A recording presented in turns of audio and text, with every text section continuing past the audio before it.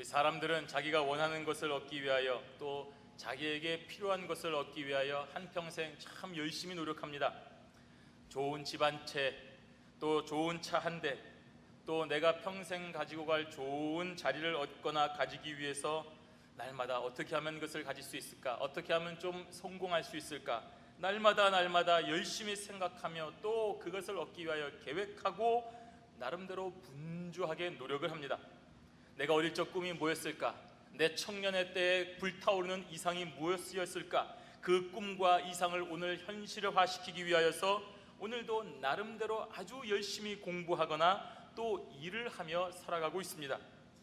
그런데 이러한 사람들을 향하여서, 이러한 분주한 걸음을 걸어가는 사람들을 향하여서 오늘 성경은 분명하게 말씀하고 있습니다.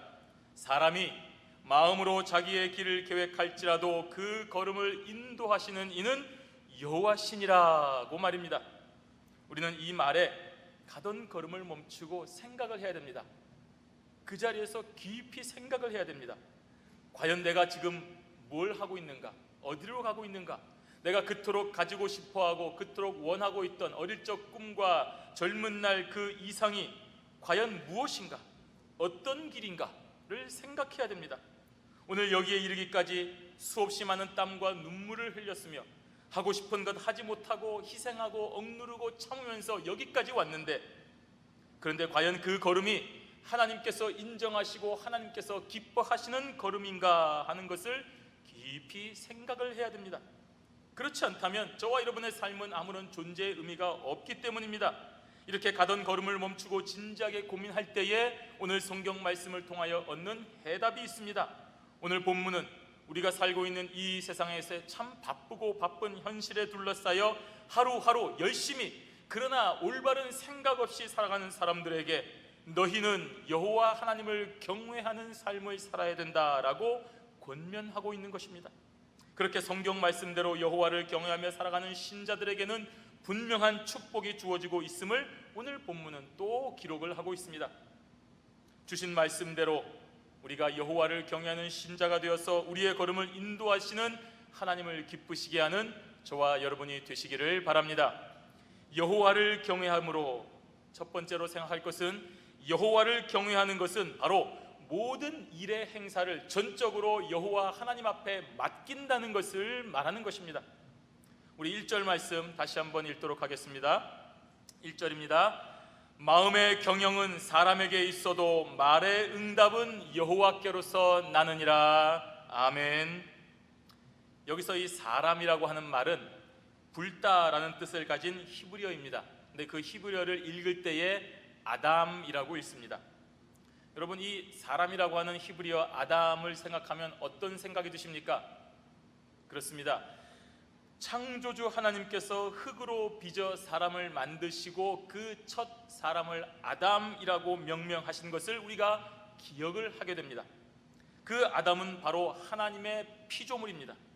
창조주 하나님께서 말씀으로 창조하시고 손으로 흙을 빚어서 지은 피조물입니다. 즉 한계성을 가진 피조물이라는 것을 기억하라는 말입니다. 그런데 그 피조물 아담이 오늘 여러 가지를 계획하고 준비하며 살아가고 있습니다. 마음의 경영, 이 마음의 경영이라고 하는 것은 이러한 피조물인 아담, 바로 그 아담이 마음의 여러 가지를 생각하고 계획하며 준비하는 삶을 살아간다는 것을 말합니다.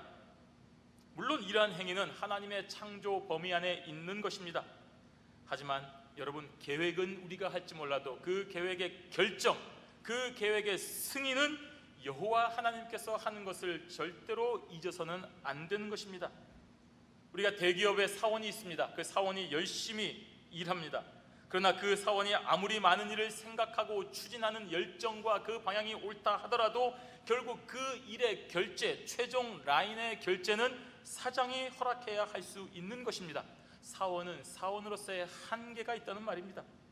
이처럼 피조물인 아담은 그 한계를 겸손히 인정하고 자신의 모든 길을 여호와께 아뢰어야 됩니다.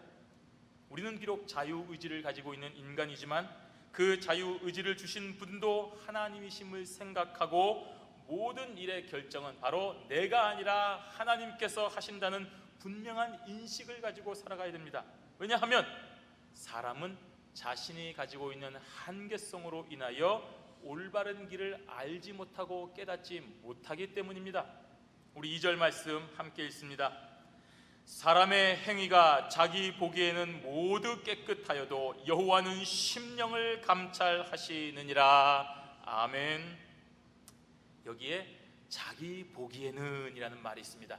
내가 보기에는, 내가 생각하기에는, 내가 판단하기에는, 즉 자신의 판단, 자신의 주관적 견해로 생각하기에는 이라는 뜻입니다.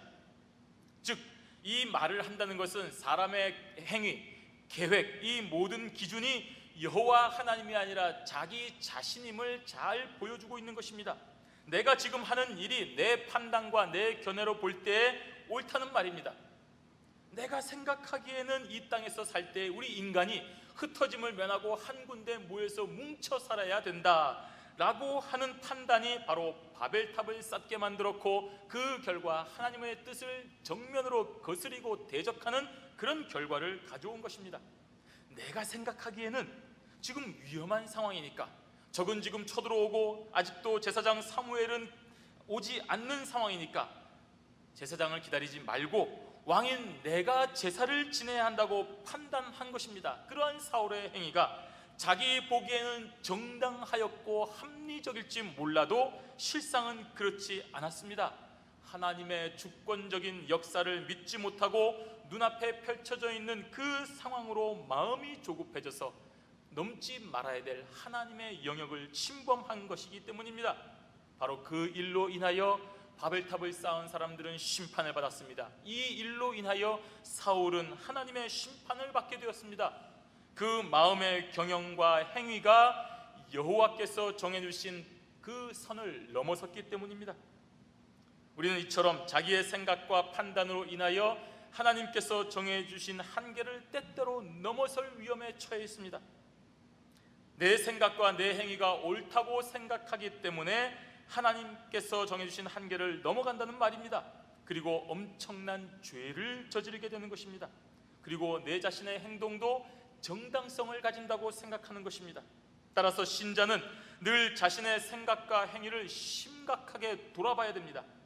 한순간의 생각과 잠깐의 감정으로 판단하고 행동하면 그 결과는 그 당시 자기의 감정과 판단이 옳다고 생각할지 몰라도 결국에는 여호와 보시기에 큰 죄악이 되는 것입니다. 여호와는 심령을 감찰하신다고 했습니다. 이 감찰하다는 말은 바로 저울질하다는 얘기입니다. 어느 쪽이 더 무거운가 저울질해보는 그 저울질하는 것입니다. 달아본다는 뜻입니다.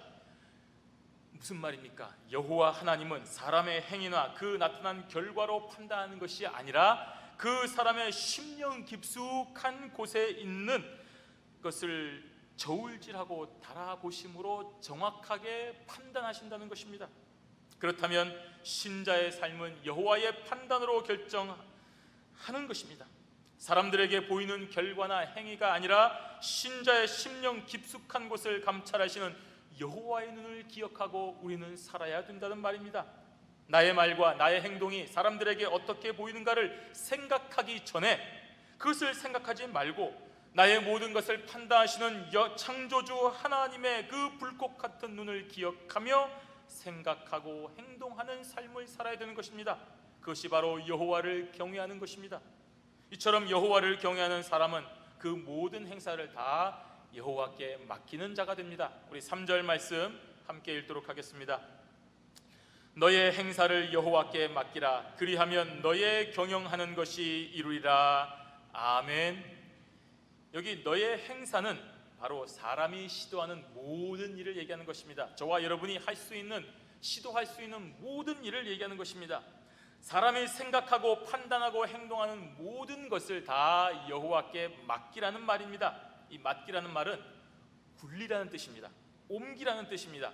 내가 가지고 이것을 뭘 좀 해보려고 하지 말고 이것을 던지란 말입니다. 굴리란 말입니다. 내 손에서 가지고 있지 말고 여호와 하나님께로 옮기라는 말입니다. 뭘 말입니까? 전부 다 옮기라는 말입니다. 내 손에서 뭘 하지 말고 전적으로 여호와 하나님 앞에 옮기라는 것입니다. 지금 여러분이 생각하는 일이 있습니까? 여러분이 생각하고 계획하고 실행하는 모든 일들이 있을 것입니다. 바로 그건 일들, 이건 이렇게 해야 되고 저건 저렇게 해야 되고, 그래서 내가 이러한 결과를 내겠다라고 생각하는 모든 일들을 내가 가지고 있지 말고 지금 이 순간 다 여호와 하나님께로 옮기라는 말입니다. 그러한 삶이 바로 여호와를 경외하는 사람입니다. 그러나 이렇게 옮기는 것과 미루는 것을 착각해서는 안 됩니다. 하나님 앞에 옮기라는 것은 하나님 다 해서요, 난 모릅니다 라고 방치하라는 것이 절대로 아닙니다. 모든 일을 여호와께로 옮겨버리고 이제 나는 아무런 신경도 쓰지 않고 그 일들에 대해서 방치하라는 말이 절대로 아닙니다. 이것은 내 생각과 내 판단으로 일하려 하지 말고 이 모든 일들에 대해서 시작과 진행과 마침이 하나님의 선하신 뜻과 섭리 안에 있다는 것을 굳게 믿고 매 순간마다 나의 생각과 판단으로 결정하는 것이 아니라 오직 여호와 하나님의 선하신 뜻과 그 선하신 판단대로 이루어질 것이라는 확신 속에서 하루하루 최선을 다하라는 그런 말입니다. 그렇게 사는 신자는 매사에 신중하고 조심하게 됩니다. 혹시라도 하나님의 뜻과 멀어지는 결과를 가져오게 되지 않을까 신중하고 조심하고 또 늘 기도하게 되는 것입니다.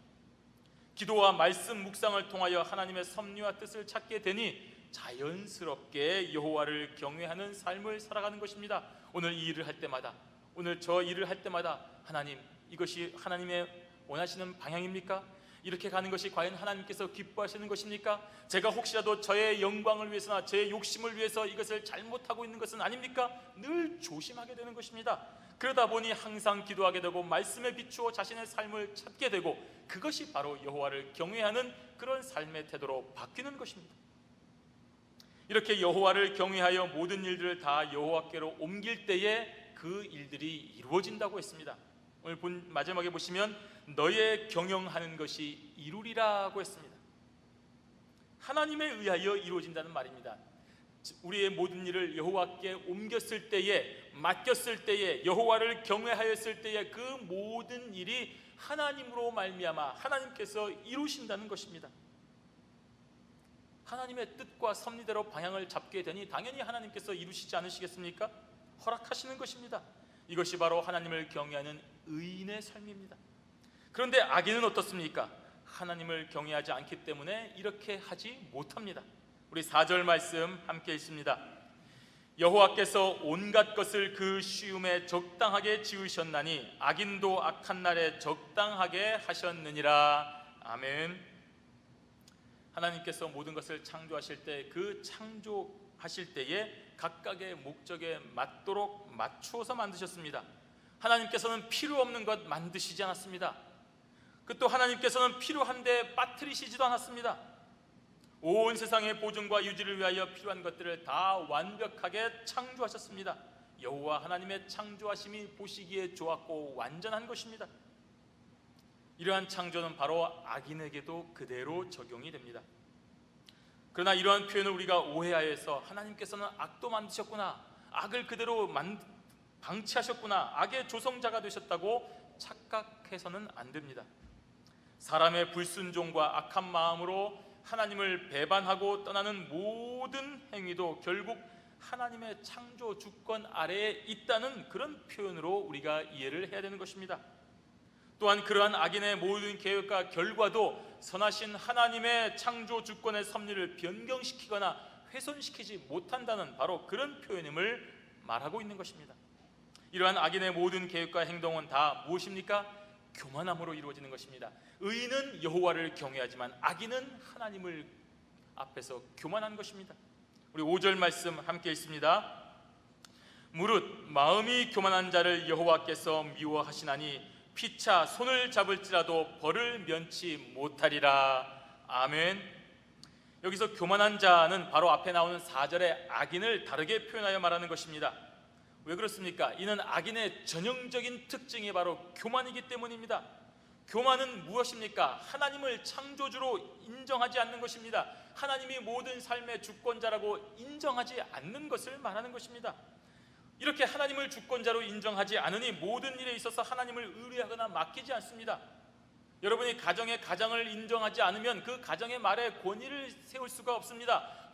가정의 말에 절대로 듣지를 않는 것입니다. 모든 가족의 구성원이 교만한 것입니다. 여호와를 경외하지 않는다는 것, 바로 교만한 것입니다. 이렇게 마음이 교만한 모든 자들을 여호와께서 미워하신다고 했습니다.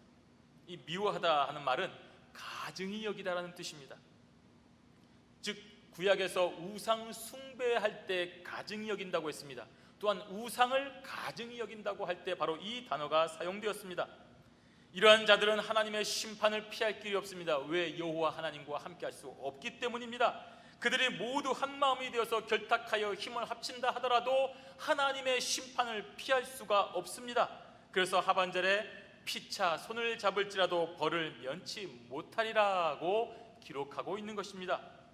여호와를 경외하며 그 모든 행사를 그에게 맡기는 의인은 그 경영하는 것을 하나도 남김없이 다 이루고 말지만, 여호와를 경외하지 않는 교만한 악인들은 그 모든 행사를 하나님 앞에 맡기지 않기 때문에 여호와 심판의 때에 멸망당하는 것입니다.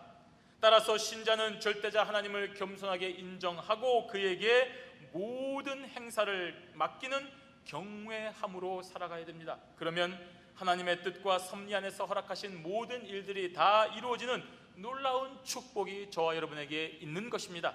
이것이 바로 여호와를 경외하는 의인의 삶이 됩니다. 여호와를 경외함으로 무슨 말입니까? 그 여호와를 경외함으로 모든 일을 맡긴다고 할 때 받는 축복이 있다는 말입니다. 여호와를 경외하는 자가 받는 첫 번째 복은 바로 모든 악에서 떠나는 것이라고 했습니다. 우리 6절 말씀 함께 읽습니다. 인자와 진리로 인하여 죄악이 속하게 되고 여호와를 경외함으로 인하여 악에서 떠나게 되느니라. 아멘. 오늘 6절에 처음에 보시면 인자와 진리라는 표현이 나옵니다. 그 인자와 진리는 하나님께 대하여 바른 신앙을 가지고 있는 사람이 하나님의 법도를 지키고 순종하는 삶을 말하는 것입니다. 성경에서 말하는 진리는 이방인들이 말하는 진리와는 다릅니다. 이 세상에 변하지 않는 진리가 무엇이냐? 학자들과 여러 가지 사상가들은 다른 진리를 찾습니다. 변하지 않는 진리를 찾지만 우리들은 바로 진리가 하나님이시라는 것을 잘 알고 있는 것입니다. 성경에서 말하는 진리는 이방인들이 말하는 진리와 다르다고 했습니다. 또한 하나님의 것과 인간의 것을 분리하는 이원론적인 사고도 우리는 용납할 수가 없습니다. 따라서 신앙에 기초한 생활로 하나님께서 원하시는 삶을 살아갈 때에 신자는 이 세상에서 일어날 수 있는 각종 허물과 실수에서 용서함을 받게 되는 것입니다. 악에서 떠나게 되느니라고 했습니다. 이 떠난다는 말은 쫓아버린다는 말입니다. 좀 더 적극적인 의미입니다. 단순히 악에서 돌이켜 그 악에서 멀리 떠나는 것뿐만 아니라 철저하게 내 모든 삶에서 악을 쫓아버려 멀리 한다는 말입니다. 완벽한 분리를 얘기하는 것입니다. 여호와를 경외하는 자는 악을 외면하는 것으로 끝나지 아니하고 그 악을 진멸하여 버린다는 적극적인 태도를 가지게 되는 것입니다. 여러분, 신자가 이 세상에 살면서 얼마나 악한 환경이 많이 있습니까? 단순히 악을 피한다고 해도 또 다른 악과 유혹이 우리를 넘어뜨리려고 가는 곳곳마다 우리를 넘어뜨리려고 하지 않습니까? 따라서 이 세상에 우리가 하나님의 전권대사로 사명자로 보냄을 받은 성도라고 한다면 단순히 악을 피하고 아우 잘 피했다라고 하는 것이 아니라 그 악을 쳐서 진멸하여 소멸시켜버리는 적극적인 삶을 살아야 되는 것입니다. 바로 그러한 방법이 오늘 여호와를 경외함으로 가능하다는 것입니다. 우리가 행하는 모든 일들을 다 여호와께 의뢰해야 됩니다. 여호와의 법도를 지키며 사는 인생이 되어야 됩니다. 그것이 바로 신앙의 적극적인 표현입니다. 신앙은 소극적이 아닙니다. 적극적으로 악을 진멸하는 것입니다. 내 힘이 아닌 하나님 앞에 모든 것을 맡기는 삶의 표현으로 악을 진멸하는 사람이 되어야 되는 것입니다. 오늘도 저와 여러분의 생명이 유지되고 있는 것도 하나님의 선하신 뜻이며 섭리임을 오늘 고백하고 감사하는 마음으로 하루하루를 살아가는 것이 바로 겸손한 신앙인의 모습입니다. 나와 내 가족이 이 험한 세상 속에서 거할 집이 있고 일용할 양식이 있으며 하늘의 하나님 앞에 신령과 진정의 예배를 다 함께 드릴 수 있는 것이 바로 은혜이며 하나님의 보호이시라는 것을 하는 인식 있는 성도가 여호와를 경외하는 사람입니다. 이러한 신앙의 고백을 하나님께서 기뻐하시는 것입니다. 바로 이렇게 하나님을 기쁘시게 하는 사람이 여호와를 경외하는 것입니다. 그 여호와를 경외하는 자가 받는 두 번째 복은 원수와 더불어 화목하게 되는 것입니다. 7절 말씀 함께 있습니다. 사람의 행위가 여호와를 기쁘시게 하면 그 사람의 원수라도 그로 더불어 화목하게 하시느니라. 아멘. 하나님을 경외하는 성도는 하나님을 기쁘시게 하는 사람이라고 했습니다. 그렇게 하나님을 기쁘시게 하며 살아가는 신자에게는 비록 원수라 하더라도 화목하게 살게 되는 은혜가 있다고 했습니다. 하나님과의 관계를 바르게 정립하면, 나와 하나님과의 대신 관계를 바르게 정립하면 반드시 다른 인간관계도 원만하게 세워진다는 말씀입니다. 즉 여호와를 경외하며 그분과 올바른 관계를 맺는 성도는 이 땅에서 살아갈 때에 아름답고 화목한 관계를 유지하며 살아가는 것입니다. 이것이 바로 여호와를 경외한 자가 받는 두 번째 복입니다. 바로 세 번째 복은 의의 소득을 얻는 것입니다. 8절 말씀 함께 읽습니다. 적은 소득이 의를 겸하면 많은 소득이 불의를 겸한 것보다 나으니라. 아멘. 의를 겸한 소득이라고 하는 것은 바로 우리가 이 세상에 살아가면서 열심히 땀 흘려 일할 때에 하나님이 정하신 기준을 만족하며 얻는 소득을 말하는 것입니다. 반면에 뒤에 나오는 불의를 겸한 소득이 무엇이겠습니까? 그것은 바로 인간 사회의 질서 유지를 위하여 인간들끼리 정해놓은 최소한의 법까지 무시하면서 벌어들인 소득을 말하는 것입니다. 정확하게 대비되지 않습니까? 성경은 의를 겸한 적은 소득이 불의로 얻은 많은 재물보다 낫다고 했습니다. 하나님을 경외하는 자는 당연히 의를 겸한 소득을 가지게 됩니다. 실정법을 무시하지도 않을 뿐더러 그보다 더 엄격한 기준을 가진 하나님의 뜻과 섭리 안에서 영리활동을 하기 때문입니다. 바로 이 말은 하나님을 경외하는 자들은 하나님의 법과 기준을 지키기 위해서라면 소득이 줄어드는 것도 개의치 않는다는 말입니다. 오늘 주일을 거룩하게 지키지 아니하고 또 우리가 받은 소득을 더 많이 하기 위해서 그런 일을 하지 않는다는 것입니다. 개의치 않는다는 것입니다. 하나님의 기준을 지키면서 살아가겠다는 것입니다. 세상의 기준을 무시하지 않는 것은 당연한 것이며 하나님의 기준마저도 무시하지 아니하고 지키며 살아가는 것이 바로 의를 겸한 소득입니다. 그런데 불의한 자들은 그렇습니까? 안 그렇습니다. 자신이 원하는 재물을 얻기 위해서는 보이는 인간의 법도 무시할 뿐 아니라 보이지 않는 하나님의 법조차 무시하는 것입니다. 이것이 바로 하나님을 경외하는 자와 그렇지 않는 자의 결정적인 차이입니다. 그렇다면 이렇게 불의한 방법으로 얻은 많은 소득이 그를 평안과 즐거움과 의로움으로 인도하겠습니까? 아닙니다. 이들은 마음이 교만한 자로서 여호와께서 미워하시는 자가 됩니다. 그래서 마지막 날에 하나님의 심판을 피할 길이 없는 것입니다. 그러나 여호와를 경외하는 자는 겸손히 하나님의 법을 지키며 살아가기 때문에 의의 소득으로도 충분히 행복하며 감사하는 삶을 선택합니다. 또한 그렇게 살아가는 자의 걸음을 하나님께서 인정하시고 지키신다는 말입니다. 이렇게 여호와를 경외하는 자가 되면 우리는 악에서 떠나게 됩니다. 우리의 원수도 결국은 우리에게 굴복하고 화목하게 됩니다. 의의 소득을 얻게 됩니다. 우리를 멸망시키려는 악에서 완전히 떠나게 되고 우리를 해하려는 원수도 굴복하게 되고 하나님께서 기뻐하시는 의의 소득을 얻게 되어 감사함을 살게 되는 복을 여호와를 경외하는 자가 누리는 것입니다. 성도 여러분, 우리 9절 말씀 함께 읽도록 하겠습니다. 사람이 마음으로 자기의 길을 계획할지라도 그 걸음을 인도하는 자는 여호와시니라. 아멘. 너무나도 유명한 구절입니다. 다 아시는 말씀입니다. 여러분, 그런데 정말로 이렇게 믿고 계십니까? 내가 마음의 길을 계획할지라도 그 걸음을 인도하신 데는 여호와시니라, 이 말씀을 우리의 성심령 깊숙한 곳에 아멘으로 외치고 이렇게 살아가고 계십니까? 믿습니까? 그렇다면 오늘 우리의 생각과 행동과 모습이 바로 여호와를 경외하는 자가 되는 것입니다. 여호와께서 지금 여기까지 우리 인생의 걸음을 인도하셨습니다. 혹시 어쩔 수 없이 여기까지 오신 분이 있습니까? 나는 여기 오지 않으려 했는데, 나는 미국에 살지 않으려 했는데, 나는 지금까지 이렇게 살려고 하지 않았는데 어쩔 수 없이 여기까지 오신 분이 있으십니까? 그렇다면 다른 곳으로 가려 했고 다른 삶을 살려고 했던 그 길이 하나님께서 기뻐하지 않는 길이었기 때문에 막으셨다는 고백이 있어야 됩니다.